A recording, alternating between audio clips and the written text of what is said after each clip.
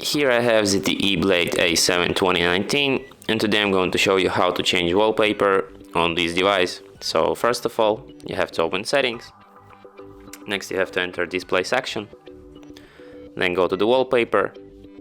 You can select one of the preset pre-installed wallpapers on the device.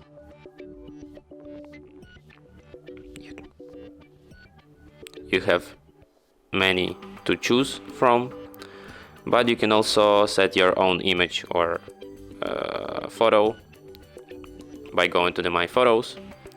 Then you have to select your photo. You can you can adjust it here.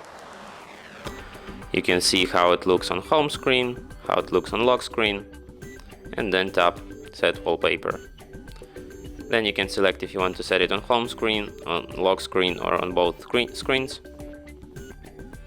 And as you can see, wallpaper changed.